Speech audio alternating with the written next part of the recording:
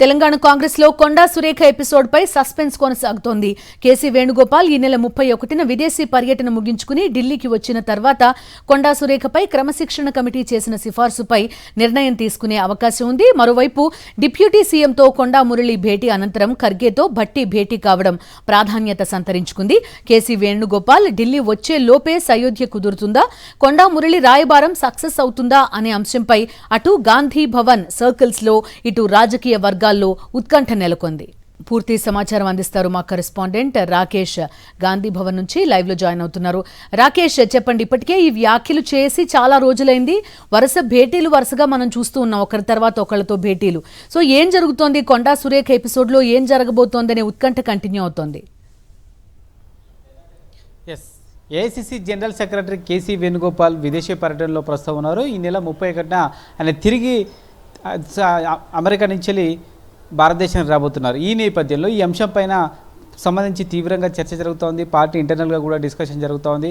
ఇప్పటికే క్రమశిక్షణ కమిటీ ఒక రిపోర్ట్ ఇచ్చింది. ఈ రిపోర్ట్ను ఏసీసీలో డిస్కస్ చేయడానికి కేసీ వేణుగోపాల్ లేని నేపథ్యంలోనే ఇది ఆలస్యం అవుతుందనేది రాష్ట్ర పార్టీ నేతలు చెప్తున్నారు. అయితే నిన్న మధ్యాహ్నం కొండా మురళి బట్టి విక్రమార్కను కలవడం, ఆ తర్వాత డిప్యూటీ సీఎం బట్టి విక్రమార్క వెళ్ళి ఖర్గేని కలవడంతో ఏదో జరుగుతుందనే చర్చ అయితే జోరుగా సాగుతుందని చెప్పుకోవచ్చు. కొండా మురళి సయోధ్యం కోసం వచ్చారా, లేకుంటే ఏదైనా ఇండికేషన్ ఇచ్చేందుకు వచ్చారా అనేది మనకు ఇక్కడ ఒక డిస్కషన్ అయితే జరుగుతుందని చెప్పుకోవచ్చు. అయినా అయితే బట్టి విక్రమార్కను కలిసిన తర్వాత బయటకు వచ్చిన క్రమంలో ప్లాన్ బి ఏమైనా కొండా సుస్మిత తన మందులో ఉందనే ఒక చర్చను అయితే ఆయన తెరలేపడం జరిగింది. ఈ నేపథ్యంలో కొండా మురళి ఏ ఉద్దేశంతో ఈ వ్యాఖ్యలు చేశారు, పార్టీతో తెగదెంపులు తెంచుకునేందుకు ఈ వ్యాఖ్యలు చేశారా, లేకుంటే ప్లాన్ బి భాగంగా ఏదైనా సైద్య కుదిర్చే రాజీ ప్రయత్నాలు ఏమైనా జరుగుతున్నాయనే ఒక చర్చ అయితే జరుగుతుందని చెప్పుకోవచ్చు.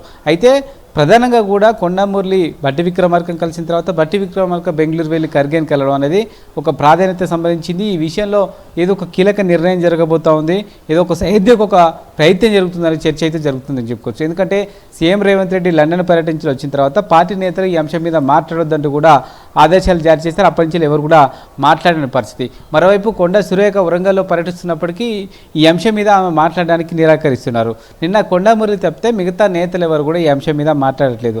అంటే పార్టీకి సంబంధించిన కొందరు నేతలేమో వేటు కోసం ప్రయత్నాలు జరుగుతుంటే మరికొందరు నేతలు సైద్య కోసం ప్రయత్నాలు చేస్తున్నట్టుగా తెలుస్తోంది. ఈ నేపథ్యంలో ఈ రెండు విషయాల్లో ఏది జరగబోతుంది అనేది మాత్రం ఈ నెల సెప్టెంబర్ 1న తేలే అవకాశం ఉంది. కామెంట్స్ చేసి డైరెక్ట్ గా సీఎం స్థాయి వ్యక్తి పైన కామెంట్స్ చేయడం చూసాం. అయినప్పటికీ కూడా ఏదైనా చర్య అంటూ ఉంటే ఇంత ఆలస్యంగా చర్య తీసుకోవడం తప్పుడు సంకేతాల్లోకి వెళ్దా? యూజువల్లీ కాంగ్రెస్ పార్టీని ఇందుకే విమర్శిస్తూ ఉంటారు, ఢిల్లీలో నిర్ణయాలన్నీ జరుగుతాయని. అదే ఒక రీజనల్ పార్టీ లాంటి ఒక చోట ఇలాంటిది ఏదైనా జరుగుంటే తక్షణం ఒక చర్య ఉండేది అనే డిస్కషన్ కూడా జరుగుతోంది. ప్రస్తుతం పార్టీలో కొందరు నేతలు అయితే ఈ వ్యవహారం పైన అసంతృప్తి వ్యక్తం చేస్తున్నారు. ఎందుకంటే ఎమ్మెల్యేలందరూ కూడా వచ్చి బాహటంగా దీనిపైన ఫిర్యాదు చేసినప్పటికీ క్రమశిక్షణ కమిటీ ఇప్పటికే దానికి సంబంధించిన నివేదికను సిఫారసు చేసినప్పటికీ నిర్ణయం మాత్రం తీసుకోవడంలో ఆలస్యం అవుతుంది. ఏఐసీసీ స్థాయిలో దీనిపైన డిస్కస్ చేసేవారే లేరు. తద్వారా పార్టీలో ఇష్టారీతిగా మాట్లాడవచ్చు, ఏం చేసినా చెల్లుతుందనే ఒక అభిప్రాయం పార్టీ నేతలతో కలుగుతుందనేది కొందరు నేతల అభిప్రాయం. ఈ వ్యవహారం పైన తీవ్ర అసంతృప్తి వ్యక్తం చేస్తున్నారు. ఇప్పుడు కనుక 1-2 రోజుల్లో దీనిపైన ఏదో ఒక స్పష్టత ఇవ్వకపోతే ఖచ్చితంగా ఎవరైతే ఎమ్మెల్యేలు బాహటంగా వచ్చి మంత్రి కొండా సురేఖ ఫ్యామిలీ మీద మాట్లాడారో వాళ్ళంతా కూడా కొంత ఇబ్బందికరమైన పరిస్థితులు ఎదుర్కొనే అవకాశం ఉంటుంది. ఎందుకంటే వాళ్ళు బాహటంగా వచ్చి ఒక మంత్రికి సంబంధించి బర్తరఫ్ చేయాలని కానీ క్షమాపణ చెప్పాలంటూ కూడా బహిరంగంగా డిమాండ్ చేసిన నేపథ్యంలో రేపటి రోజున ఏ నిర్ణయం జరగకపోతే ఖచ్చితంగా వాళ్ళందరూ కూడా పార్టీలో ఇబ్బందికరమైన పరిస్థితులు ఎదుర్కొంటారనే ఒక చర్చ అయితే జరుగుతుంది. ఈ నేపథ్యంలోనే ఈ నెల 31 లోపు కనుక ఒక నిర్ణయం జరగకపోతే ఖచ్చితంగా దీనిపైన కొంత ఒక రెవల్యూషన్ లాగా వచ్చే అవకాశం ఉంటుంది. మిగతా నేతలు కూడా బాహటంగా వచ్చి మాట్లాడడానికి స్పేస్ ఇచ్చినట్టుగా అవుతుంది. ఈ నేపథ్యంలో పార్టీ క్రమశిక్షణ కమిటీ కూడా మరొకసారి ఏఐసీసీకి రిఫర్ చేసే అవకాశం ఉంది. కేసీ వేణుగోపాల్ లేకుంటే మరో నేతను దీన్ని పరిశీలించేయాలని కూడా విజ్ఞప్తి చేసిన పరిస్థితి కనబడుతుంది. Okay Rakesh, thank you.